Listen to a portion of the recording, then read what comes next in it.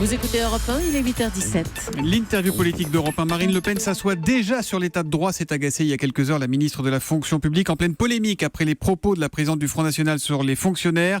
Fabien Amias, vous recevez ce matin Gilbert Collard. C'est en direct du Salon de l'Agriculture.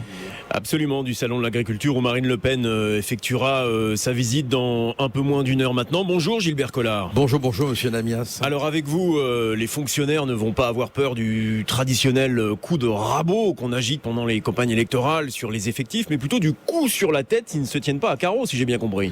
Écoutez, ce n'est pas Marine Le Pen qui a traité dans un livre devenu historiquement con les magistrats d'hommes et de femmes appartenant à une institution de lâcheté. De quel livre parlez-vous ? Vous connaissez pas ce livre ? Je vous demande de quel livre parlez-vous ? Non mais je rêve. Ah bon, alors je vous fais rêver dès ce matin, c'est très bien. Oui, avec toutes les vaches qu'il y a, c'est un peu normal. Oui, puisqu'on est au Salon de l'Agriculture. Vous n'avez pas lu le livre de Davé et de l'Homme ? Oui, très bien. Les journalistes du Monde de la République et de ses confidences. Voilà, alors, le comble, c'est que M. Hollande, qui parle d'institutions de lâcheté au sujet des magistrats, vient donner des leçons de respect des fonctionnaires. Non mais c'est Disneyland. On se moque du monde. En réalité, Marine, ce qu'elle a voulu dire, Marine Le Pen, Marine pour les intimes, Le Pen pour vous. On avait compris de qui vous parliez, monsieur Collard. Oui, mais non, mais je précise quand même. Ce qu'elle dit, c'est que nous avons le plus grand respect pour les fonctionnaires. Mais il peut y avoir dans le lot des fonctionnaires, comme dans le lot des journalistes, comme dans le lot des avocats, comme dans le lot des politiques, comme dans le lot de tout le monde, des fonctionnaires qui obéissent un peu aux ordres. Je vous rappelle qu'il y a un livre qui avait dénoncé un cabinet noir à l'Élysée, à la tête duquel se serait trouvé M. Gély, magistrat, qui a été un camarade de promotion pendant le service militaire de M. Hollande. Tout cela alors, monsieur Collard, pour qu'on comprenne bien de quoi on parle et de ce que vous dénoncez ce matin, je voudrais qu'on réécoute Marine Le Pen, c'était avant-hier. Dans quelques semaines, ce pouvoir politique qui n'a plus rien à perdre ni de compte à rendre aura été balayé par l'élection. Ces fonctionnaires, eux, devront assumer le poids de ces méthodes illégales car elles sont totalement illégales. Et ils mettent en jeu leur propre responsabilité. À qui elle parle précisément ? À qui elle s'adresse, la Marine Le Pen ? Mais Marine Le Pen s'adresse, et ça devrait être une évidence pour tout le monde, aux hommes et aux femmes qui se comportent d'une manière illégale dans l'exercice de... Non mais qui, concrètement, qui se comporte de manière illégale ? Est-ce qu'il y a des fonctionnaires qui aujourd'hui, à vos yeux, aux yeux du Front National, enfreignent la loi ? Moi je pense qu'il y a des journalistes qui sont complètement aux ordres d'une certaine finance, pour une bonne raison. Non mais là on parle des fonctionnaires, pas des journalistes. Vous permettez, si vous voulez m'empêcher de parler... si vous voulez m'empêcher... Je vous pose des questions. Moi je suis quelqu'un de très serein, si vous voulez m'empêcher de parler, je fais la grève du verbe. Je me tais. Alors allez-y monsieur Collard. Je me tais, je fais la grève. Bon alors ne vous taisez pas, mais répondez à cette question. Qui vise Marine Le Pen dans ses propos ? Alors Marine Le Pen vise les fonctionnaires qui exerceraient d'une manière tout à fait abusive, c'est-à-dire contraire à la loi, contraire à la neutralité républicaine, les missions qu'on leur a confiées. On va évoquer les magistrats. Le juge est tenu par la jurisprudence et par la loi à une apparence, je dis bien une apparence d'impartialité. Une apparence d'impartialité. Dans les affaires qui nous préoccupent, on a tous les signes que l'apparence d'impartialité n'est pas respectée. S'il est démontré un jour, on va avoir les dossiers. S'il est démontré un jour que des magistrats, des inspecteurs des impôts, des douaniers, que sais-je, ont eu un comportement qui n'est pas conforme à la loi, pourquoi voudriez-vous qu'on continue à passer là-dessus sous prétexte qu'ils rendent des services ? Il n'en est pas question. Mais ça veut dire qu'il y aura concrètement, si Marine Le Pen est élue présidente, non pas simplement des changements à la tête des administrations, des magistratures, etc., comme on a coutume de le voir quand il y a un changement de majorité, mais des révocations, voire des sanctions. Mais non, mais arrêtez. Mais c'est ce qu'on peut comprendre à l'écoute des propos de Marine Le Pen, à l'écoute de ce que vous dites là, mais donc détendez-vous, il faut préciser les choses. Non mais détendez-vous. De manière tout à fait détendue. Détendez-vous, il n'est pas question de révocation, il est simplement question d'appliquer la loi.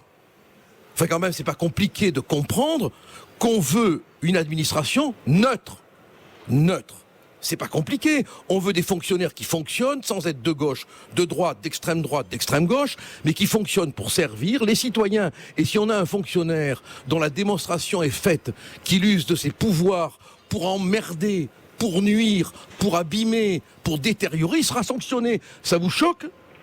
Vous avez été capable, vous, dans vos fonctions, de prendre des sanctions, que je sache. Encore faut-il Non. après le démontrer par le droit. Mais à quel moment je dis qu'on ne le démontrerait pas par le droit? Soyez sympa quand même. Bon, à quel moment je dis ça? Mais il faudra après le démontrer. Bon, Hier, Gilbert Collard... Vous, dans l'exercice de vos fonctions, vous avez été amené à prendre des sanctions, à prendre des mesures. Vous avez eu raison. Vous avez envoyé Papa El Kabbach à la retraite, vous avez bien fait. C'était nécessaire. Bon, personne n'a dit que vous aviez violé la loi. Tout ça, ce n'est pas des sanctions et il n'y a pas eu de... Aujourd'hui, ce sont des menaces. Face à la fonction publique, on veut essayer de comprendre. Mais ce ne sont pas des menaces. Ce ne sont pas des menaces. Ce ne sont pas des menaces. Je vais répéter encore une fois parce que je ne veux pas qu'on emploie des mots qui sont détournés de leur sens. Il s'agit simplement de redonner à l'administration, dans une proportion infime, microscopique même, sa neutralité dont elle a besoin. À l'heure actuelle, on a affaire parfois à des magistrats syndiqués qui sont d'un parti pris. Ils sont minoritaires, ils sont très peu. C'est pas acceptable dans une démocratie. Vous parlez de magistrats syndiqués. Justement, il y a un syndicat hier, le syndicat de la magistrature, qui évidemment, lequel voulez-vous que ce soit l'intimidation que veulent imposer certains candidats en faisant référence à Marine Le Pen. Vous êtes avocat, Gilbert Collard de profession. Et quand des magistrats vont manifester contre la police, syndicat de la magistrature, ça vous choque pas, vous? Mais moi, c'est moi qui vous pose les questions. Attendez, mais moi j'ai beaucoup de respect pour vous. Je vous prends pas pour un automate. Ouais. Donc j'essaie de dialoguer. Et vous n'êtes pas un micro-mécanique. Vous êtes un être humain intelligent. Ah, mais vous, l'homme de droit, l'avocat, ici, c'est vous. Alors, est-ce que le fait que la candidate de votre parti, Marine Le Pen, ne se soit pas rendue à une convocation la semaine dernière, elle respecte parfaitement le droit, elle bénéficie de l'immunité parlementaire, tout cela est légal. Mais sur le plan moral, est-ce que ça ne vous choque pas? Est-ce qu'on ne doit pas pouvoir s'exprimer en toutes circonstances? Mais enfin... Convocation de la police la semaine dernière sur l'affaire des assistants parlementaires. Alors là, on pourra en évoquer un paquet, parce que j'ai vu qu'il y a une affaire concernant... un jeune qui travaille pour M. Macron, il y a la secrétaire de M. Bayrou dont on parle. Mais là, je vous parle de l'affaire de j'y viens. Vous avez l'article 26 de la Constitution, que vous connaissez, qui organise l'immunité. L'immunité parlementaire. Et vous avez, c'est plus important, peu de gens le savent parce qu'ils ne sont pas juristes, c'est pas leur faute, l'affaire Carte contre Turquie du 3 décembre 2009, qui décide, vous lisez la fin de la décision, vous le verrez, que l'immunité n'appartient pas aux parlementaires. Elle appartient au Parlement. C'est-à-dire qu'on n'a pas le droit de renoncer à son immunité. Et si les juges dans ce pays respectaient la loi, ils auraient d'abord demandé la levée de l'immunité avant de convoquer Marine pour lui nuire dans sa campagne. Gilbert Collard, on croise souvent un homme aux côtés de Marine Le Pen, il s'appelle Frédéric Chatillon. Il a été mis en examen pour escroquerie dans l'affaire des financements des campagnes électorales de 2014. Est-ce que pour vous, et je m'adresse toujours à l'homme de droit, est-ce qu'il n'est pas temps de couper les branches malades autour de la candidate du Front National, d'assainir son entourage? Mais regardez la mise en... Vous avez viré Morandini. Il a été mis en examen, il a été mis en cause dans une affaire, et puis il y a eu un classement sans suite. Non, là on parle de Marine Le Pen et de l'entourage de Marine Le Pen. Il ne s'agit pas ici de parler de la présomption d'innocence, mais de dire que dans une campagne électorale, est-ce qu'il ne vaut mieux pas être propre? Je lis des propos qui vous sont rapportés. Frédéric Chatillon, je ne le connais pas, il ne serait pas là, on se porterait beaucoup mieux. Quel mal vous avez à dire ça? Mais j'assume ce que je dis, je le confirme. Mais vous comprenez, vous avez une notion de propreté un peu, comment pourrais-je dire, un peu eugénique. Non. Parce que simplement, il y a le droit, le respect du droit, pas le respect du droit. Il y a le droit. Alors bravo. Il y a le droit, le respect du droit. Quand on est mis en examen, on est condamné.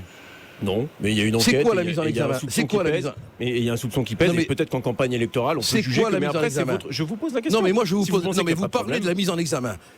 C'est quoi, du point de vue juridique, une mise en examen? Alors, on va peut-être sortir du cours de droit. Non, mais c'est pas un cours de droit. Mais arrêtez. Vous vous permettez de lancer des catégories infamantes.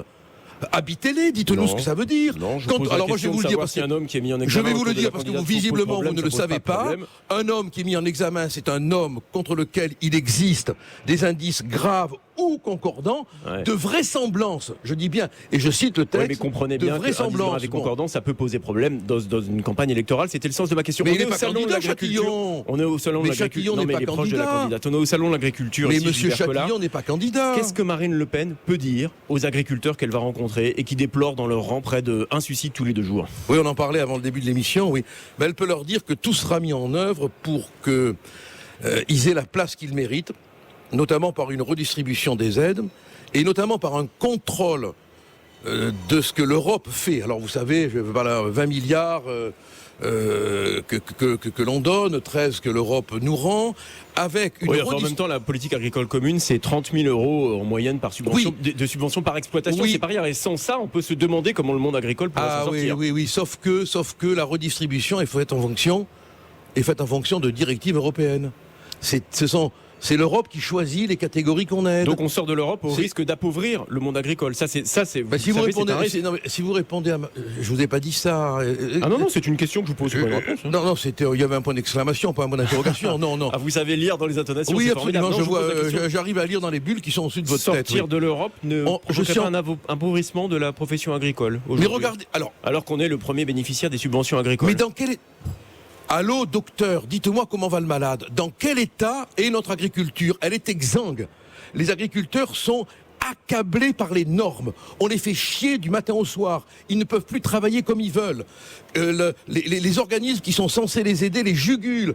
Il serait temps de les libérer des normes, de les libérer des contraintes, de les libérer de tout cela. Eh bien, on écoutera ce que dira Marine Le Pen aux agriculteurs. Elle arrive ici dans moins d'une heure maintenant. Je vous remercie. Merci beaucoup Gilbert Collard et Fabien Amias. Demain, c'est Najat Vallaud-Belkacem, la ministre de l'Éducation, qui sera votre invitée à 8h15.